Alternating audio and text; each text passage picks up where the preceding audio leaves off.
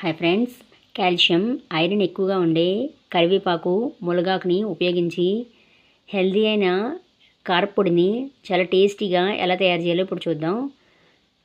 ముందుగా నా వీడియో నచ్చితే లైక్ చేయండి, మీ ఫ్రెండ్స్ అండ్ ఫ్యామిలీ మెంబర్స్కి షేర్ చేయండి. ఫస్ట్ టైం నా ఛానల్ చూస్తే కనుక సబ్స్క్రైబ్ చేసుకోండి, పక్కనే ఉన్న బెల్ని ఆన్లో పెట్టుకోండి. ముందుగా మునగాకుని తీసుకుని వాటర్లో శుభ్రంగా కడిగేసుకుని వాటర్ అంతా తీసేసుకుని ఒక ప్లేట్లోకి తీసుకుని ఆరబెట్టుకోవాలి. అదేవిధంగా కరివేపాకును కూడా వాటర్లో శుభ్రంగా కడిగేసుకుని ఒక న్యూస్ పేపర్లో వేసుకుని ఫ్యాన్ గాలికి ఆరబెట్టుకోవాలి. తర్వాత స్టవ్ వెలిగించుకుని ఒక మందపాటి గిన్నెలో మనం ఆరబెట్టుకున్న మునగాకు కరివేపాకుని వేసుకుని ఆయిల్ ఏమీ లేకుండా చాలా క్రిస్పీగా చిన్న మంట మీద వేయించుకోవాలి. ఇలా వేగిన తర్వాత వీటిని ఒక ప్లేట్లోకి తీసుకుని చల్లారబెట్టుకోవాలి.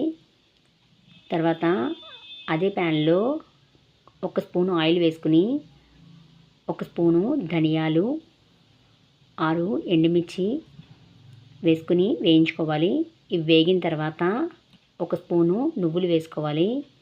నువ్వులు ఎక్కువసేపు వేగనవసరం లేదు, కొంచెం వేగితే సరిపోతుంది. తర్వాత కొంచెం మన పులుపు తగ్గట్టుగా చింతపండు వేసుకుని ఒకసారి వేయించుకున్న తర్వాత ఇది పూర్తిగా చల్లారిన తర్వాత ఒక మిక్సీ జార్లో వేసుకుని మెత్తటి పౌడర్లా చేసుకోవాలి.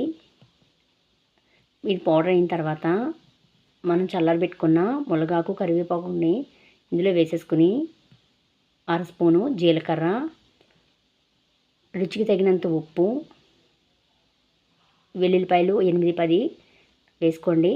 ఎక్కువ వేసుకున్నా చాలా బాగుంటుంది. ఒకసారి మెత్తటి పౌడర్లా చేసుకున్న తర్వాత ఒక సర్వింగ్ బౌల్లోకి తీసేసుకుంటే ఎంతో టేస్టీ అయిన మునగాకు కారపొడి తయారవుతుంది.